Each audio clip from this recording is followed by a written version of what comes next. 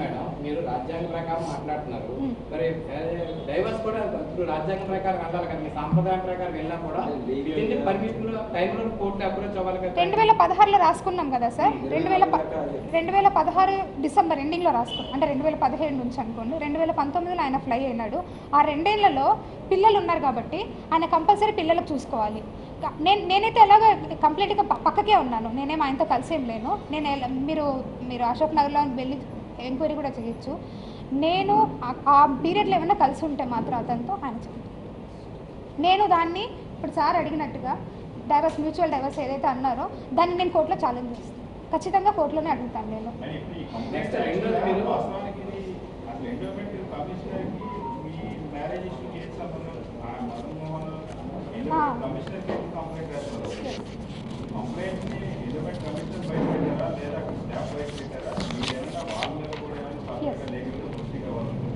Yes sir. ఒక డిపార్ట్మెంట్కి, మా డిపార్ట్మెంట్ కాదు కదా సార్, ఎనీ డిపార్ట్మెంట్కి చాలా టపాస్ వస్తూ ఉంటాయి. ఆ టపాల్స్ అని ఇప్పుడు నా ఆఫీస్లో కూడా టపాల్స్ వచ్చి ఇన్షియల్ వేసేసి పంపిస్తాం. వన్స్ ఒకసారి ఇన్షియల్ వేసిన తర్వాత గవర్నమెంట్ ఆఫీసర్ ఆ టపాని 80% బయటకి ఇవ్వం. వాళ్ళకి కావాలి అంటే వాళ్ళు ఒక లెటర్ ద్వారా తీసుకొని దాన్ని స్కాన్ చేసుకొని మళ్ళీ వాళ్ళ కాపీ మాత్రమే ఇస్తాం. కొంతమంది తప్పు రాసినామమ్మ మళ్ళీ ఏంటమ్మా అంటారు. ఇక్కడ ప్యూర్గా నాకు తెలిసి నేను చెప్తా ఉన్నా, ఇంకా ఈరోజు తెలియాలి కాబట్టి. కమిషనర్ గారి దగ్గరికి ఆయన వెళ్ళారంట. కమిషనర్ గారు క్లియర్గా చెప్పారు, ఇది మీ మ్యాట్రిమోనియల్ ఇష్యూ, మీరు కోర్టు కానీ పోలీస్ కానీ ఉంటుంది, మీరు అప్రోచ్ అవ్వండి అని. వెంటనే అతను అడిషనల్ కమిషనర్ దగ్గరికి వెళ్ళారు. ఆయన విషయం విన్నారో లేదో నాకు తెలీదు, మీరు ఏదన్నా చెప్పాలనుకుంటే రిటర్న్లో ఇవ్వండి అన్నారంట. సో దట్ అందుకే రిటర్న్లో ఇచ్చారనేసి నాకు వేరే వాళ్ళ ద్వారా తెలిసింది. కానీ ఎవరిచ్చినా సరే డిపార్ట్మెంట్ నుంచి బయటికి పోకూడదు. దాని మీద నేను క్రిమినల్ యాక్షన్ అడుగుతాను. నేను ఖచ్చితంగా సైబర్ క్రైమ్లో నేను అడుగుతాను. ఎందుకంటే ఆ లెటర్ని అలా బయటికి ఇష్యూ చేయడం అనేది ఖచ్చితంగా ఒక గవర్నమెంట్ సెక్టర్కి రూల్స్కి అగెనెస్ట్ అది. ఎందుకంటే మీరు అనొచ్చు ఎన్నో వస్తుంటే ఆర్డర్ కాపీస్. ఆర్డర్ కాపీ ఎప్పుడు వస్తుందంటే ఆఫ్టర్ డిజిటల్ సైన్. ఒక కమిషనర్ డిజిటల్ సైన్ అయిపోయిన తర్వాతనే ఆర్డర్ కాపీ వస్తుంది. దాన్ని మీకు ఎలాగో మాకంటే ముందు ఎక్కువగా ఆర్డర్స్ తెలిసిపోతూ ఉంటాయి. అది అడిషనల్ కమిషనర్కి ఇచ్చారని నేను విన్నాను. మరి I don't know whether address commissioner చేస్తారు, కమిషనర్ తీసుకోలేదంట సార్. అడిషనల్ కమిషనర్ గారికి ఇచ్చారని నేను విన్నాను. రాకూడదు.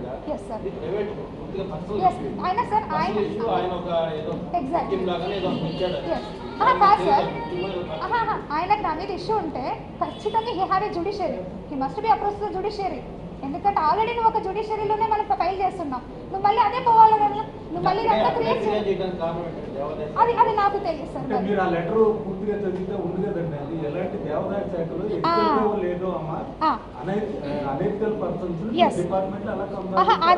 అది అడిగినాడు సార్ లాస్ట్లో అడిగినాడు sir. I humbly request the endowments office, please put up inquiry, let me know who is the real father. I am wondering being such a scared and hostic endowment department. Okay, ikkada inquire and let me know who is the father. This is job to the judiciary. The job is by the judiciary. నేను ఒక నిమిషం నన్ను చదవనియండి.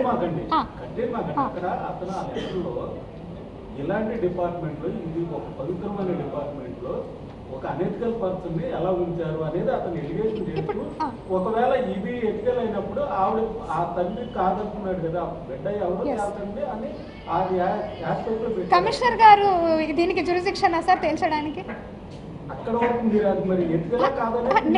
నేను మీకు అడుగుతున్నాను sir, commissioner గారు కాదు కదా, మీరు అడిగారు కాబట్టి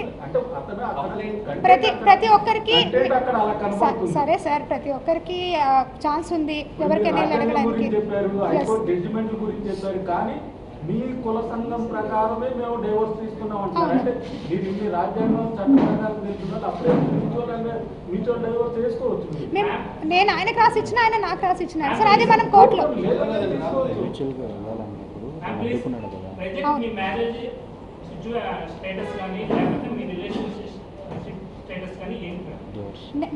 మేమిద్దరం డైవర్స్ మెంటల్లీగా ఫిజికల్గా ఒక ఓన్లీ నేను ఆల్రెడీ ఇప్పుడు మీకు చూపించాను కదమ్మా, 2016 నుంచి నేను నీతో సంసారం చేయడం లేదు కదా అని నేనే మెసేజ్ పెట్టాను. నెక్స్ట్ నా పిల్లల కోసమే అతను కంపల్సరీ ఉంటాడు. ఎందుకంటే యాజ్ అ ఫాదర్గా అతని మినిమం నీడ్స్ క్లియర్ చేయాలి. అతను నా న్యూ బార్న్ బేబీ నాతో ఉన్నాడు సార్. ప్రెసెంట్ నేనే నా దగ్గర ఉన్నాను. రిలేషన్ ఏమీ లేదు ఏంటి మదన్ మోహన్ కి నా బిడ్డకి ఎలాంటి సంబంధం లేదు. It is very clear. ఆ బాబుకి తండ్రి పోతిరెడ్డి సుభాష్. ఇది వెరీ క్లియర్. సుభాష్ మీరు మ్యారేజ్ చేసుకున్నారు? ఎస్ మేమిద్దరం చేసుకున్నాం. అఫీషియల్గా కాదు సార్, మేమిద్దరం ఇష్టపడి చేసుకున్నాం. తర్వాత అత్తమ్మ వాళ్ళందరూ అగ్రీ అయ్యారు. ఆ ఫొటోస్ కూడా కావాలంటే లేదు, నేను చేసుకోలేదు రిజిస్ట్రేషన్. నెక్స్ట్ మీరు ఇందాక చాలా చాటింగ్ చేశారు, ఎఫ్బీసీ చాటింగ్ చేశారు నాతో. అవును. మీరు కంప్లైంట్ పెట్టారు, ఏ స్టేషన్లో కంప్లైంట్ పెట్టారు? నేను యాజ్ ఏ ఎంప్లాయీగా మదన్ గారు చేశారని చెప్పారు. ఎస్ సార్, నేను ఎందుకు సార్ ఇందాక అడిగారు ఎందుకు ముందుకు వెళ్ళలేదంటే కేవలం 2 ఆడపిల్లలే సార్. ఆడపిల్లల కోసమే నేను ఈ రోజు వరకు కూడా నేను ఆగాను. ఎప్పుడైతే ఆయన పోయేసేసి డిపార్ట్మెంట్కి లెటర్ పెట్టిన రోజు కూడా నేను ఏం బాధపోలేదు సార్. నాకు తెలియలే అసలు లెటర్ పెట్టి నాకు వార్న్ చేసి వెళ్ళాడు. నేను పోతాను, మీ కమిషన్ మాట్లాడతాను, నీ పరువు తీస్తా, అంత తీస్తా అని. మాట్లాడుతుంటారులే అనేసి నేను లైట్ తీసుకుని ఎప్పుడైతే లెటర్ ఇంకా గురించి నాకు తెలిసిందో నేను స్ట్రైట్ అవే పోలీస్ స్టేషన్కి వెళ్ళాను. నాకున్న ప్రైమరీ అప్రోచ్మెంట్ పోలీస్ స్టేషన్ కాబట్టి, ఎందుకంటే నాకు అప్పటికే థ్రెటన్ ఉంది, బిడ్డను చంపే అని. సో దట్ నేను వెంటనే వెళ్ళాను పోలీస్ స్టేషన్కి. అంతవరకు మీరు ఎందుకు అడగలేదంటే నా దగ్గర సమాధానం నా పిల్లలు కాబట్టి నేను వెళ్ళలేదు.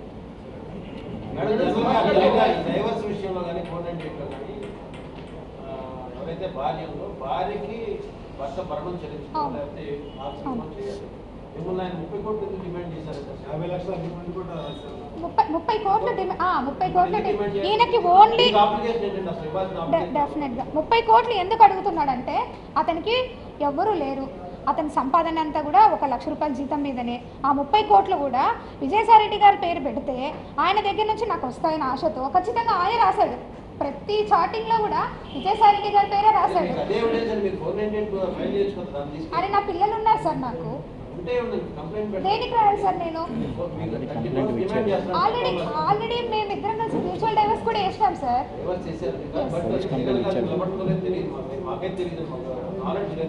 దేని మీద సార్?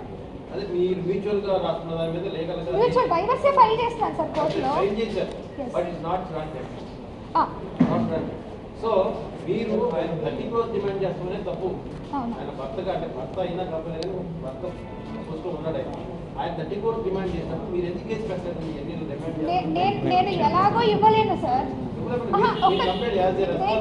దేనికి సార్ నేను ఫైల్ చేయాల్సింది? అతను నా బిడ్డలకి తండ్రి.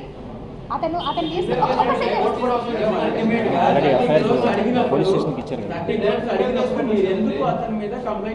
నాకు కంప్లైంట్ చేయాల్సిన అవసరం అనిపించలేదు. ఎందుకంటే అతను నా బిడ్డలకి తండ్రిగా ఉన్నాడు. నేను ఈ రోజు కూడా మదన్ మోహన్ మీద కంప్లైంట్ చేయడానికి నేను రాలేదు. కేవలము ఇంకా ఇది ఎక్స్ట్రీమ్ స్టెప్ అయిపోయిన తర్వాత ఆయన ఇంకా వద్దు అని అనుకున్న తర్వాత నేను ముందుకు వచ్చి నేను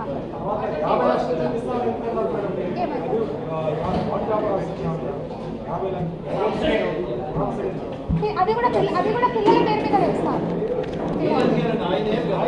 ఏడంట సార్ డబ్బు ఫస్ట్ నుంచి డబ్బే సార్. నా లైఫ్ సార్ మీరు ఫస్ట్ నుంచి చూస్తారు. నాకు ఇచ్చాడు సార్ 30 లక్షలు. మేము సార్ మీకు చూపిస్తాను. నాకు ఇచ్చాడు కూడా. అండ్ లీగల్గా బ్యాంక్ ట్రాన్సాక్షనే రాశారు సార్ మా సార్. ఇంకోటి భయ్యవారే sir sir in second page ఉంటుంది. 30 లక్షలు నాకు ఇచ్చాడు సార్. ప్లీజ్ ఇప్పుడు మదన్ మోహన్ మీరు ఎక్కడున్నారు, ఎవరితో ఉన్నారు అన్ని చేయగలిగారు. మీరు మదన్ మోహన్ మీద ఎటువంటి ఎంక్వైరీ పెట్టారు? నాకు అవసరం లేదు సార్. అదేంటండి ఎందుకు సార్? నేను ఆయనతో ఉంటాననుకున్నప్పుడు కూడా ఇవాళ విడిపోయిన లవర్స్ కూడా ఎంక్వైరీ పెట్టండి. నాకెందుకు సార్?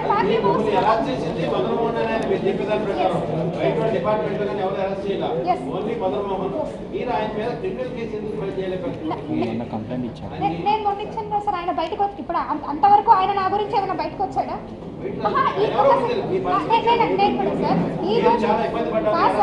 ఈ రోజు వరకు కూడా మదన్ మోహన్ మానిపాటి ఇన్ని లాస్ట్ 3 months నుంచి విజయసాయిరెడ్డి గారి గురించి, సుభాష్ గురించి చాటింగ్ చేస్తున్నాం మదన్ మోహన్. మరి ఇన్ని రోజుల నుంచి బయటకు రాలేదు. ఈ రోజు ఎందుకు బయటకు వచ్చినట్టు అది నాకు తెలియదు sir.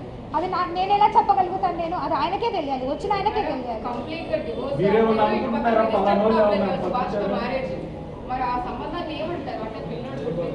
That will be, I will be asked to do the source. అక్రమ సంబంధం అమ్మ మీరు లివింగ్ రిలేషన్ గురించి అడల్టరీ గురించి అమ్మ మీరు ఒకసారి చూడండి. లివింగ్ రిలేషన్ గురించి అడల్టరీ గురించి supreme court is also given a judgements and article 14 hopefully ఉండొచ్చు సార్. నేను చెప్తాను. మదన్ మోహన్ మానిపాటి వెనకాల నా స్నేహితుడు ఒక అతను ఉన్నాడు. అతని పేరు రమణారావు అలియాస్ రామ్. ఇతను ఇటు సుభాష్కి పెట్టిగా స్పైగా ఉన్నాడు, అటు అతనికి స్పైగా ఉన్నాడు. ఐ డోంట్ నో మరి ఎందుకు అతను ఏం ఎక్స్పెక్ట్ చేసి నన్ను ఇంత, ఎందుకంటే నా ప్రతి మూమెంట్, నేను ఇక్కడెక్కడో విజయవాడ తాడేపల్లిలో ఉంటున్నా, ఆయప్ప హైదరాబాద్లో ఉంటాడు, ఇక్కడ ఏం జరుగుతూ ఉంది ఏం కథ అనేది ఈచ్ మూమెంట్ నేను ఏ రోజు ఎన్ని గంటలకు బయలుదేరిపోతా ఉన్నానో కూడా ఆయప్పకు తెలిసిపోతూ ఉంది. నా ఇంటికి మా ఆయన ఎన్ని గంటలకు వస్తూ ఉన్నాడో కూడా ఆయప్పకు తెలిసిపోతూ ఉంది. నన్ను అవన్నీ మెసేజ్లన్నీ పెట్టాడు, వచ్చాడు వాడు అనేసి మళ్ళీ మెసేజ్లు ఇవన్నీ కూడా చేస్తూ ఉన్నాడంటే ఈ have a good spy here. ఇంత ఇంత ఇంత రౌండ్ సర్కిల్లో నా లైఫ్ అనేది లీడ్ అయింది. అది మీరు అర్థం చేసుకోండి. I don't no sir. ఇప్పుడే చూసారు కదా మీరు మెసేజ్. ఎవరికి రామ్ గురించి మాట్లాడుతున్నారా ఏమో, మరి ఏముండొచ్చో నాకు తెలియదు. నేను ఎలా చెప్తాను సార్? ఉండొచ్చేమో, నాకు ఎలా తెలుస్తుంది? వాళ్ళ ఇంటెన్షన్స్ ఏమున్నాయి నాకు ఎలా తెలుసు? సరే ఇదిగోండి 30 లక్షలు నాకు ఇచ్చారు.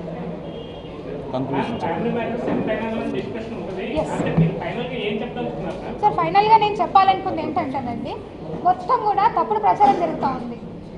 దయచేసి మీరందరూ కూడా ఓ ఫ్రెండ్ అనుకుంటారో, సిస్టర్ అనుకుంటారో, లేకపోతే మీ ఇంట్లో పిల్ల అనుకుంటారో, లేకపోతే పోనీ రోడ్డు మీద పోయి ఆడపిల్ల అనుకుంటారో, కనీసం హ్యూమన్ రైట్స్ అంటే ఉన్నాయండి నాకు. అట్లీస్ట్ దాన్నన్నా కాపాడండి. ఇంత క్యారెక్టర్ అసాసినేషన్ ఇస్తా ఉన్నా, రేపు పొద్దున బయటకు పోయి నేను ఎట్లా మోహన్ చేయించాలా, ఎట్లా ఉద్యోగం చేయాలా? పులిస్ స్టాప్ పెట్టారు, పులిస్ స్టాప్ పెట్టేశారు సార్. మీరే పులిస్ స్టాప్ పెట్టేశారు. విజయసాయి రెడ్డి సార్ ఫోటో, ఒక్క నిమిషం. నాకు తెలియదు సార్, నాకు తెలియదు సార్. నేను యాజ్ ఎ ట్రైబ్గా నేను సక్సీడ్గా అయ్యాను నా లైఫ్లో. ఒక ఎస్టీ అమ్మాయిగా నేను చదువుకొని, ఎందుకంటే ఎస్టీలో చాలా తక్కువ మంది చదువుకుంటారు, చాలా బాగా మాకు అన్ని ఫెసిలిటీస్ ఉండవు. అయినా సరే నేను లా గ్రాడ్యుయేషన్ ఫస్ట్ టైం నేను మా కుటుంబం మొత్తంలో ఒక ఆడపిల్ల హైదరాబాద్కి పోయి చదువుకున్న పిల్లలు నేను ఒక్కదాన్ని ఫస్ట్ టైం. నేను పోయి చదువుకున్నా, నేను ప్రాక్టీస్ చేసుకుంటానే, ఇంటర్న్షిప్ చేసుకుంటానే నేను చదువుకున్నా.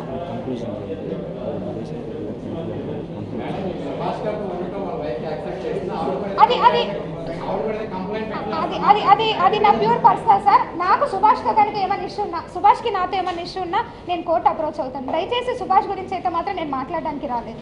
ఎందుకంటే నా రిలేషన్ని ఉన్నాయి చూపించాను సార్. నా రిలేషన్ని బ్రేక్ చేసుకోవడం నాకు ఇష్టం లేదు. ఎందుకంటే నాకు ఒక బిడ్డ ఉన్నాడు, బిడ్డకి తండ్రి కావాలి. దయచేసి మీరు అర్థం చేసుకోండి. ఎంటర్ ఎపిసోడ్లో నేను ఒకటే చెప్పాలనుకున్నాం సార్. విజయసాయి రెడ్డి సార్ పెద్ద మనిషి, నాకు ఆయనకి వయసు ఎంత తేడా ఉందో మీ అందరికీ తెలుసు. ఒక తండ్రి లాంటి స్థానంలో ఉన్న ఆయనతో మీరు దయచేసి 2 చేతులు ఎత్తి మొక్కుతా ఉన్నాను. కనీసము నాలాగా ఒక ఆఫీసర్ ఒక ఎమ్మెల్యే దగ్గరకు, మినిస్టర్ దగ్గరకు పోయి మాట్లాడాలన్నా మినిస్టర్లు భయపడేలాగా చేయొద్దు, అట్ ద సేమ్ టైం ఆఫీసర్లు భయపడేలాగా చేయొద్దు. కనీసం ఈరోజు నేను ఏదైనా మహాన్యూస్ ఛానల్, ఇదే మహాన్యూస్ ఛానల్ పై కూర్చొని మాట్లాడాలన్నా ఇదే వంశీ గారితో మాట్లాడి నాకు భయంగా ఉంది. అరే దేనికి వచ్చిందో ఈ అమ్మాయి అని క్రియేట్ చేస్తారేమో అని. ఆ క్రియేషన్ దయచేసి మీరు మాకు ఇవ్వద్దు. నేను అలా అనట్లేదు సార్. నేను అలా అనట్లేదు సార్. సార్ నేను అలా అనట్లేదు సార్. కానీ ఒక్క చిన్న మాట, అరే మన ఊర్లోనే ఉంది ఆ అమ్మాయి, మనందరం కూడా దుర్గ టెంపుల్లో పనిచేసిన ఒక్క మాట మాట్లాడి ఉండొచ్చు కదా sir. I want to say another thing sir. ఏదైతే నేను సస్పెన్షన్ పీరియడ్ జరిగినానో దాని గురించి అంత క్లారిటీగా చెప్పాను. అది నేను ఛార్జెస్ కూడా ఇస్తాను. నేను వర్క్ చేసింది ఇదే విజయవాడలో. ఎన్నో ఎవిక్షన్స్కి నేను ఆల్రెడీ నోటీసులు చేసినాం. విశాఖపట్నంలో కూడా చేస్తున్నాం. ఇక్కడ ఫణి కుమార్ అని ఒక ఇన్స్పెక్టర్ ఉన్నాడు. ఆ ఇన్స్పెక్టర్ వల్ల ఎంటైర్గా ఈ ఆంధ్రజ్యోతి పేపర్ ఉండొచ్చు, ఈనాడు ఉండొచ్చు, ఏదైనా ఉండొచ్చు, ఇంత ఓపెన్ మీడియాలో I just want to request for you everything. దయచేసి మీరు పేపర్లో రాసేటప్పుడు పర్సనల్గా పెట్టుకోకండి సార్. ఎందుకంటే దానివల్ల మాకు మెంటల్గా కానీ చాలా డిస్టర్బ్ అయిపోతుంది. సెక్షన్ 354 కూడా మోడెస్టీ ఆఫ్ ఉమెన్ ఎంత జరుగుతా ఉంది పేపర్లో సార్. పేపర్లో కనీసం అదన్నా మీరు రిక్వెస్ట్ చేయండి. మీడియా అంటే ఇట్ ఈస్ వెరీ స్ట్రాంగ్. నేను ఈనాడు పేపర్లో చూసా, చదువుకొని ఎగ్జామ్స్కి ప్రిపేర్ అయ్యాను. చాలా గౌరవం ఉంటుంది మీడియా అంటే. ఇంత దిగజారుగా మాట్లాడతారా మీడియా అనేది? రేపు పొద్దున్న ఫ్యూచర్ జనరేషన్కి మీరు కనీసం నిలబడాలి సార్. లేదంటే గవర్నమెంట్కి మేము రిక్వెస్ట్ చేస్తున్నాం, కొన్ని రూల్స్ అన్నా మార్చండి జర్నలిజంలో అట్లీస్ట్. ఇప్పుడు నేను మాట్లాడాను కదా సార్. మీరు విజయసాయి రెడ్డి గారి గురించి పదే చాటింగ్ మీ హస్బెండ్ చెప్పారని చెప్పారు కదా, ఎప్పుడన్నా సాయి రెడ్డి గారు పెద్ద మనిషి నువ్వు ఎందుకు ఆయన గురించి మాట్లాడలేదు? N number of times sir, N number of times chatting. ఎవరు అతను వన్ వేలో మాట్లాడతారు కానీ సెకండ్ వేలో మాట్లాడారు కదా సార్ ఎవరు కూడా. నేను ఎంత రిక్వెస్ట్గా మెసేజ్లు పెట్టాను, కోపం వచ్చినప్పుడు నేను కూడా మాట్లాడాను. ఫైనల్గా నేను మీ అందరికీ లేదు సార్, ఫోన్ స్విచ్ ఆఫ్ అవుతుంది, ఫోన్ స్విచ్ ఆఫ్. ఆడ సిఎస్ఐ గారు కూడా మాట్లాడారు. ఫైనల్గా I just want to request you all sir, దయచేసి ఒక పెద్ద మనిషిని ఆయనని మీరు అనేటప్పుడు కనీసం ఒక మాట అడిగిండాల్సింది అడగలేదు. ఇప్పటికైనా దయచేసి అర్థం చేసుకొని నా బిడ్డకి తండ్రి సుభాష్, ఇది మీరు ఇప్పుడైనా మీరు నమ్మి మీరు ఏదైతే మాట్లాడారో అదంతా కూడా ఒక్కసారిగా మీరు కనీసం చేయండి. ఏదైనా ఉంటే జ్యుడిషియరీకి నేను అప్రోచ్ అవుతాను. నాకు పర్సనల్గా ఏమైనా ఇష్యూ ఉంటే సుభాష్తో నేను అప్రోచ్ అవుతాను. ఇంతకు మించి నేను మీ దగ్గర నుంచి ఏం కోరుకోవట్లేదు. అట్లీస్ట్ రాజే విజయవాడకి ఒక వేరే ఊరి నుంచి వచ్చిన ఒక అమ్మాయి ఇక్కడ పనిచేస్తుందనైనా సరే మీరు చెప్పండి చాలు. I'm so happy for that sir. Thanks మీ అందరు కూడా ఈరోజు కనీసం నా మొర వినడానికైనా మీరు అందరూ వచ్చినందుకు I'm very happy to all. Each and మీ ప్రతి పేరు మీద కూడా నేను థ్యాంక్స్ చెప్పుకుంటున్నాను. ఇప్పుడైనా గవర్నమెంట్ ఆఫీసర్ రైట్స్ కాపాడండి.